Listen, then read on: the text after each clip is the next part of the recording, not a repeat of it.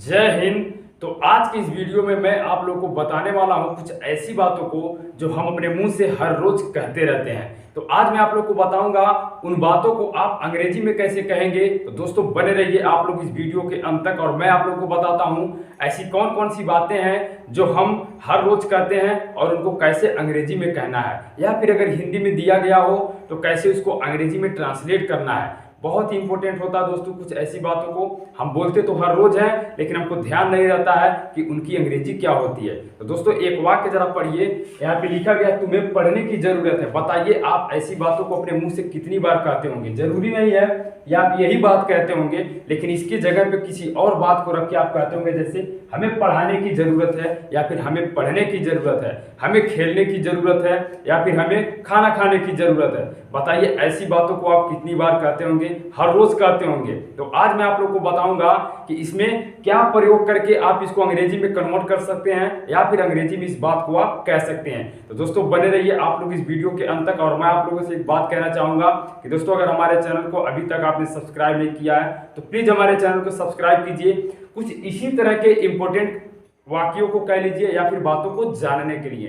तो चलिए मैं स्टार्ट करता हूं और बताता हूं कि कैसे ऐसे वाक्यों को हम अंग्रेजी में ट्रांसलेट करेंगे या फिर कहेंगे। तो दोस्तों तुम्हें पढ़ने की जरूरत है, तो तुम्हें की अंग्रेजी हम लिखेंगे यू। ठीक है, देखिए यू की कई सारी हिंदी होती हैं। देखिए हम बता दे रहे हैं यू माने तुम भी होता है और आप भी होता है, और कहीं कहीं पे यू की अंग्रेजी आपको या तुमको लिखी जाती है या फिर तुम्हें भी लिखी जाती है। तो दोस्तों आप लोग इन बातों को ध्यान में रखें। ठीक है, इसी तरह से आपकी अंग्रेजी जो है स्ट्रांग होगी। तुम्हें पढ़ने की जरूरत है तो कहेंगे यू। अब दोस्तों जरूरत शब्द जो होता है नीड, नीड के साथ हम प्रयोग करेंगे टू का। नीड टू कहेंगे यू नीड टू। अब देखिए क्या किस चीज की जरूरत है, पढ़ने की जरूरत है। तो किस माने पढ़ना, रीड, मतलब यू नीड टू रीड।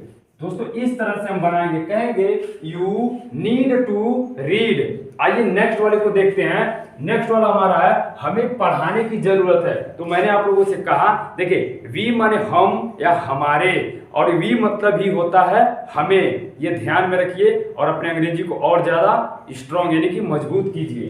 तो यहाँ पे हम लिखेंगे वी। ठीक है, वी। अब यहाँ पे लिखेंगे जरूरत शब्द के लिए नीड टू, कहेंगे वी नीड टू। अब देखिए पढ़ाना किस माने होता है, टीच, मतलब दोस्तों वर्ब का फर्स्ट फॉर्म इसमें प्रयोग किया जाता है।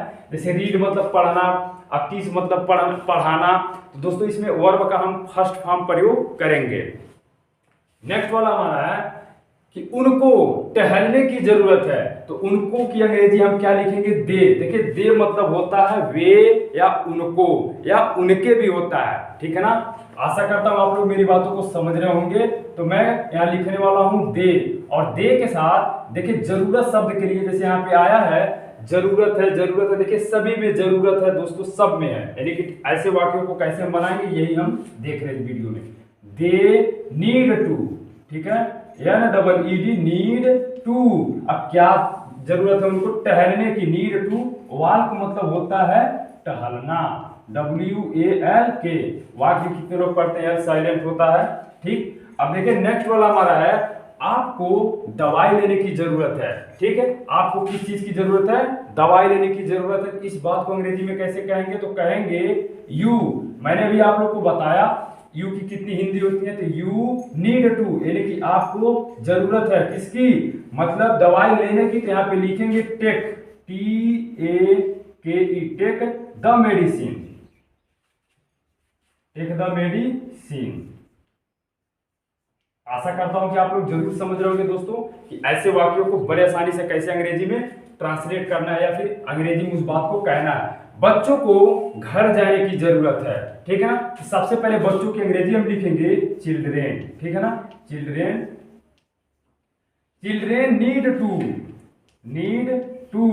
अब कहां जाने की जरूरत है, घर ना, तो लिखेंगे गो, आने जाने के साथ टू लगता है, गो टू। अब यहां पे लिखेंगे हाउस, गो टू हाउस। कहेंगे children need to go to house, यानी कि बच्चों को घर जाने की जरूरत है। दोस्तों अगर होता बच्चों को स्कूल जाने की जरूरत है तो आप हाउस की जगह पे क्या कर देते, स्कूल कर देते। या फिर बाजार जाने की जरूरत है तो आप हाउस की जगह पे मार्केट कर देते। आप उसको बदल के अगर यहाँ पे हिंदी बदलेंगे तो उसकी अंग्रेजी भी यहाँ लिखनी होगी, यानी कि जो चीज आप लिखना चाहें बड़े आसानी से लिख सकते हैं। नेक्स्ट वाला है मुझे आराम करने की जरूरत है। मैं बहुत दौड़ के आया हूं, मुझे आराम करने की जरूरत है। तो आइए मैं इसको बताता हूं। तो मुझे की अंग्रेजी लिखेंगे आई। देखिए आई की अंग्रेजी होती है मैं भी होता है मतलब मैं, और मेरे भी होता है, और कहीं कहीं पे आई की अंग्रेजी लिखी जाती है मुझे। मी माने ही केवल मुझे नहीं होता है, सब एक दूसरे से जुड़े होते हैं, बदल बदल के अंग्रेजी लिखी जाती है। जिस तरह के वाक्य में दिया गया होता है, जिस तरह का हमारा वाक्य होता है, उसके हिसाब से हम सब्जेक्ट प्रयोग करते हैं। तो देखिए आई लिखेंगे आई नीड टू। अब देखिए आराम करना रेस्ट मतलब होता है, रेस्ट मतलब आराम करना। आई नीड टू रेस्ट, मुझे आराम की जरूरत है, ठीक है ना, या आराम करने की जरूरत है। तो नेक्स्ट वाला है मेरे दोस्त को बात करने की जरूरत है, ठीक है ना। अगर बात नहीं करेगा तो काम गड़बड़ हो जाएगा। मेरे दोस्त को बात करने की जरूरत है, तो सबसे पहले मेरे दोस्त की अंग्रेजी लिखेंगे my friend, FRIEND। My friend need to, ठीक है ना, नीड टू। मेरे दोस्त को जरूरत है किस चीज की, बात करने की। My friend need to talk, मतलब बात करना होता है, TALK, बात करने की जरूरत है किसको, मेरे दोस्त को। आशा करता हूं आप लोग जरूर समझ रहे होंगे। आगे नेक्स्ट वाले को देखते हैं। शेर को मांस खाने की जरूरत है। दोस्तों कई हफ्तों से शेर मांस नहीं खाया है, लेकिन अब उसको जरूरत पड़ गई है। अगर नहीं खाएगा तो क्या हो जाएगा, मर जाएगा। शेर को मांस खाने की जरूरत है, तो सबसे पहले यहां शेर की अंग्रेजी लिखेंगे the lion. The lion need to किस माने खाना होता है, ईट मतलब होता है खाना, ठीक है ना, ईट। कहेंगे the lion need to eat the, अब देखिए मांस जो होता है फ्लेश मतलब होता है FLESH, ठीक है ना। तो इस तरह से हम कहेंगे the lion need to eat the flesh, शेर को मांस खाने की जरूरत है। इसी तरह से नेक्स्ट वाला हमारा है कि सत्यम को अंग्रेजी पढ़ने की जरूरत है। काफी अंग्रेजी में कमजोर है, इसलिए सत्यम को किस चीज की जरूरत है, अंग्रेजी पढ़ने की। तो सबसे पहले अंग्रेजी लिखेंगे किसकी, हम सत्यम की। कहेंगे सत्यम नीड टू। अब देखिए पढ़ना होता है रीड, मतलब नीड टू रीड। अब यहाँ पे इंग्लिश लिख देंगे, ठीक है ना, किस चीज की जरूरत है उनको, इंग्लिश पढ़ने की, अंग्रेजी, यहाँ पे इंग्लिश लिख देंगे। कहेंगे सत्यम नीड टू रीड इंग्लिश, ठीक है ना। आइए नेक्स्ट वाले को देखते हैं। जानवरों को पानी, देखिए यहाँ पे एक चीज छूट गया है, जानवरों को पानी पीने की जरूरत है। जानवरों को पानी की जरूरत है, ये भी बन जाएगा, लेकिन आप अगर इसमें लगाते जानवरों को पानी पीने की जरूरत है तो और मजा आता है, लेकिन चलिए इसको बनाते हैं। तो कहेंगे द एनिमल, कई सारे जानवर है, इसलिए लास्ट में एनिमल में क्या जोड़ देंगे, यस लगा देंगे। The animals need to water, WATER, water. आइए दोस्तों नेक्स्ट वाले को देखते हैं।